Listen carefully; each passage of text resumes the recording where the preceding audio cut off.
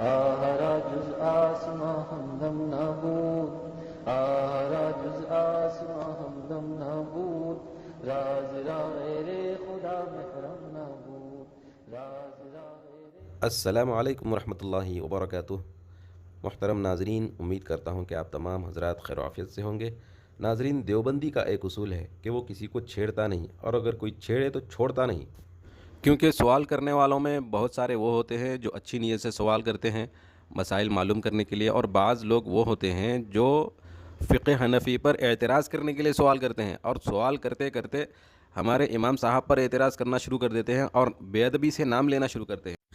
تو جب تک یہ ہمارے امام صاحب کا نام ادب سے لے کر بات کرتے ہیں، ہم بھی افہام و تفہیم کی غرض سے انہیں مسئلہ سمجھانے کی کوشش کرتے ہیں، لیکن جب بات ہمارے امام صاحب پر آ کر رکتی ہے، کیونکہ بعض ہمارے بھائیوں کا جو غیر مقلدین ہیں ان میں سے بعض بھائیوں کا یہ مسلک ہے کہ صبح سے شام تک امام ابو حنیفہ علیہ الرحمہ کی بے ادبی کرتے رہو، بس یہی ان کا مسلک ہے، یہی ان کا دین ہے، یہی ان کے دین کی خدمت ہے، اور یہی ان کی یعنی صبح شام کی نیکیاں ہیں ان کی، کہ امام صاحب کی غلطیاں نکالتے رہو۔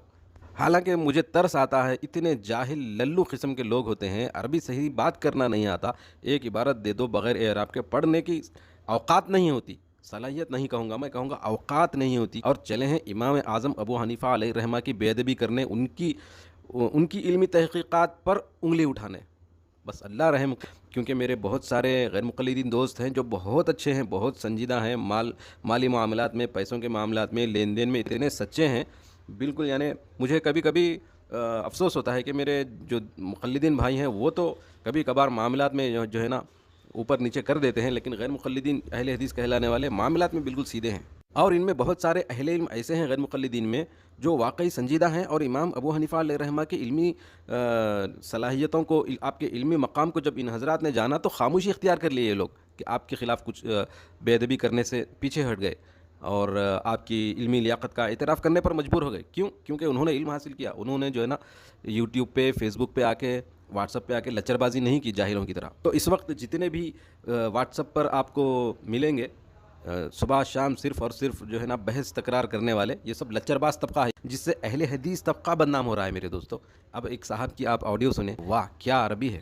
ایسے لوگ سارے مسلک اہل حدیث کے لیے بدنامی کا ذریعہ بن رہے ہیں، میں آپ کیا بتاؤں، کیونکہ یہ شخص بات شروع میں کر رہا تھا، خاموشی سے سنجیدگی سے کر رہا تھا، لیکن آگے جا کر اس نے ابو حنیفہ علیہ الرحمہ کے تعلق سے جب آئل فیل بکنا شروع کیا نا، تب میں بولا کہ ابھی اس کو ایکسپوز کرنا ضروری ہے، کیونکہ اب تک تو یہ میرے تعلق سے بول رہا تھا، میں خاموش تھا، لیکن ہمارے امام صاحب کو بولے گا تو پھر بیٹا تم کیا ہے، تمہاری حیثیت کیا ہے، میں دنیا کے سامنے لاؤں گا۔ پہلے آپ اس کی عربی دانی سنیں۔ یہ ہمارے للو بھائی جن کو عربی پڑھنا آتا نہ بولنا آتا، ٹھیک ہے، نہ تو پڑھ سکتے نہ تو بات کر سکتے۔ اب ان کی عربی دیکھیے، یہ ہدایہ کی ایک عبارت ہے، اس پر اعتراض کر رہے ہیں۔ یہ مسئلہ کیا ہے میں آپ کو آخری میں بتاؤں گا، پہلے ان کی عربی تو سن لیں۔ بھائی آپ کو اس میں کیا ٹینشن ہے؟ اس میں کہ ومن تزوج امرأة لا يحل له نكاحها فواتها لا يجب حتى عند لا يجب عليه حد عند ابي حنيفه، ولكن يرجع يعقوبه۔ ابھی مجھے آپ سمجھا دیں۔ عجیب یعقوبہ سمجھ میں نہیں آیا مجھے تو، اب یہ سنیں۔ ہے نا واضح مسئلہ یعنی حد ہے نا واضح ہے مسئلہ، یعنی پھر سے سنیں آپ۔ ہے نا واضح مسئلہ یعنی حد واضح ما قال الله وقال رسول الله، تعذير يعني ولي الامر بعطيته سزا وجزاء هذا الشكل، هذا واضح قانوني. ليش انت سزا وجزاء هذا شكل ويش انت تسوي تشويش؟ ابو حنيفه في حاكم ما في حاكم، كيف بعطيته تعذير؟ يكون سير ابيض يكون سير ابيض يا حبيبي، انا في ساكن في امارات، هذا كلام لغه عربيه كيف انت ما عارف؟ وانت تتكلم اي شيء انا اعرف كيف، وان انت تتكلم انا اعرفه، وان احنا نسوي كلام انت ما عارف كيف تسوي، كيف سويت؟ كيف هذا انت ما عارف؟ كيف يا حبيبي كيف محمد كيف ہے کیا ہے یہ كيف؟ لو أنت تعلم أخبرني. يا أخي أنا أقول لك، هل تعلم الفرق بين الحد والتعزير؟ لو أنت تعلم أخبرني. هيا كن سير أبيض. دوستو، یہ وہ موصوف ہیں جنہوں نے ایک آفر کی ہے لوگوں کو کہ آپ اگر امام ابو حنیفہ علیہ الرحمہ کا کوئی ایک ایسا کارنامہ جو انہوں نے اسلام کے لیے کیا ہے اگر ان کو بتا دیں تو یہ بطور عمرہ ٹکٹ انعام میں دیں گے۔ یہ جن کی عربی آپ نے سنی، واضح عربی اور کیف جی، یہ انعام دیں گے اگر امام اعظم ابو حنیفہ علیہ الرحمہ کی کوئی علمی کارنامہ بیان کریں۔ شروع میں تو میں نے انہیں جواب دیا ہے، جو آپ یہاں پڑھ سکتے ہیں کتاب الآثار امام ابو حنیفۃ النعمان رحمۃ اللہ علیہ، حدیث کی قدیم ترین اور صحیح روایات پر مشتمل کتاب ہے، اور اس کے علاوہ بھی میں نے بہت سارے ان کو حوالے دیے ہیں دوسری کتابوں وغیرہ کے۔ اس کے بعد جب ان سے تھوڑی دیر بات کیا تو پھر مجھے یہ لکھنے پر مجبور ہونا پڑا، اب تو عنوان اس طرح ہونا چاہیے، غیر مقلدین کا کوئی ایک علمی کارنامہ بیان کریں اور عمرہ ٹکٹ حاصل کریں۔ دیکھیں جب اسے میں نے آڈیو میں وہ کتابیں بتا دیں جو امام اعظم ابو حنیفہ علیہ رحمہ سے اور آپ کے شاگردوں نے لکھی ہیں، تب اس نے دوسرے مسئلے کو چھیڑا۔ اس نے لکھا ہے کہ ہدایہ میں لکھا ہے کہ اگر کوئی محرم سے شادی و لواطت کریں تو عندہ ابی حنیفہ، اس نے لکھا عندہ ابی حنیفہ، کوئی حد نہ۔ اور جب میں نے اس سے کہا کہ وہ اسکین پیش کرو ہدایہ کا، تو اس نے یہ اسکین لگایا، اور جب میں نے اس سے کہا اس عبارت کو پڑھ کر سناؤ ذرا، تو اس نے کیا پڑھا آپ سنیں۔ بھائی آپ کو اس میں کیا ٹیشن ہے؟ اس میں لکھا ومن تزوج امرأة لا يحل له نکاحها فوتیها لا يجب حد عند لا يجب عليه حد عند ابي حنیفہ ولكن يرجع عقوبہ۔ ابھی مجھے آپ سمجھا دیں۔ آگے بندہ کہہ رہا ہے کہ آپ سمجھا دیں۔ ارے بھائی آپ اپنے آپ کو اہل حدیث، بلکہ آپ اپنے آپ کو محقق کہتے ہیں نا، تحقیق کرو، ان ائمہ سے، اماموں کے پیچھے مت چلو، خود تحقیق کرو، قرآن حدیث پر عمل کرو، اطیعوا اللہ واطیعوا الرسول۔ اب یہ مجھے کہہ رہے ہیں کہ آپ اس کو سمجھا دو۔ الغرض دوستو، جو مسئلہ اس نے چھیڑا ہے اس کا حل میں آپ کو بتا کر اپنی بات ختم کرتا ہوں۔ مسئلہ اس نے یہ چھیڑا ہے کہ ہدایہ میں لکھا ہے کہ آپ کے امام صاحب کے نزدیک اگر کوئی شخص محارم سے، یعنی جن سے کبھی نکاح نہیں ہو سکتا، ان سے اگر کوئی شخص نکاح کرتا ہے تو آپ کے امام صاحب کے نزدیک کوئی حد ہی نہیں ہے۔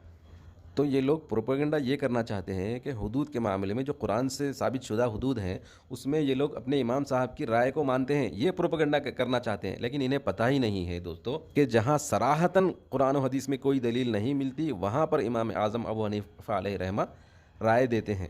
تو ہدایہ کی جو عبارت اس نے پیش کی ہے وہاں پر محرمات ابدیہ کا کوئی مسئلہ نہیں ہے، بلکہ وہ رشتے جن کا ذکر قرآن میں نہیں آیا، جیسے کہ بیوی کی خالہ ہوئی یا بیوی کی رضائی بہن ہوئی، تو یہ وہ رشتے ہیں جن کی صراحت قرآن میں نہیں ہے کہ کوئی ایسے رشتوں سے نکاح کرتا ہے اور وطی بھی کر لیتا ہے، تو اس کے لیے کیا حکم ہے۔ تو ایسے مسائل میں قرائن کو دیکھنے کے بعد ہی فقیہ رائے دیتا ہے۔ تو دوستو، جو مسئلہ قرآن و حدیث سے ثابت نہ ہو تب اس میں قیاس کیا جاتا ہے۔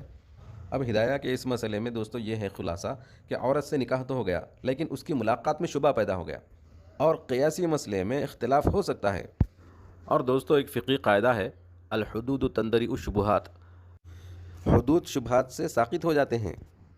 تو ایسے مسئلے میں امام صاحب کہتے ہیں کہ حد تو لاگو نہیں کی جائے گی مگر سخت سے سخت سزا دی جائے گی، اور جو اسکین اس نے لگایا ہے انڈر لائن کر کے اس میں بھی آگے یہی لکھا ہے کہ اسے سخت سے سخت سزا دی جائے گی۔ لیکن کچھ جاہل قسم کے لوگ یہ دھوکہ دینے کی کوشش کر رہے ہیں کہ دیکھو ان کے امام صاحب کے نزدیک محارم سے نکاح کرنے پر بھی کوئی حد نہیں ہے۔ حالانکہ دوستو یہ دقیق علمی اور قانونی دستوری مسائل ہیں جس میں عوام کو پڑھنے کی ضرورت ہی نہیں ہے۔ یہ تو اتنا علمی دقیق مسئلہ ہے کہ اس میں حدود اور تعزیرات کے فرق کو ملحوظ رکھنا اور قرائن سے مسئلے کی نوعیت کو جاننا اور فقہی قواعد کے تحت اس کا حکم نکالنا، یہ بہت علمی مسئلہ ہے۔ لیکن جاہلوں کو دے دیا گیا ہے فون اور دے دیا گیا ہے ایک اسکین، اور اس پر ایک الزام لگا دیا گیا، دیکھو ان کے امام صاحب کے نزدیک قرآن حدیث کے خلاف مسئلے ہیں۔ یہی چل رہا ہے دوستو مارکیٹ میں، بس اللہ ہدایت دے ایسے لوگوں کو۔ اور میں آج پھر ایک مرتبہ کہہ رہا ہوں، سارے اہل حدیث ایسے نہیں ہیں، ان میں بہت ایک طبقہ ہے جو بہت اچھا ہے، جو امام اعظم ابو حنیفہ علیہ رحمہ کی تحقیقات کا قائل ہے۔ بہرحال میں یہاں اپنی بات کو ختم کرتا ہوں۔ السلام علیکم ورحمۃ اللہ وبرکاتہ۔ آہرا جز آسماں ہمدم نابود، آہرا جز آسماں ہمدم نابود۔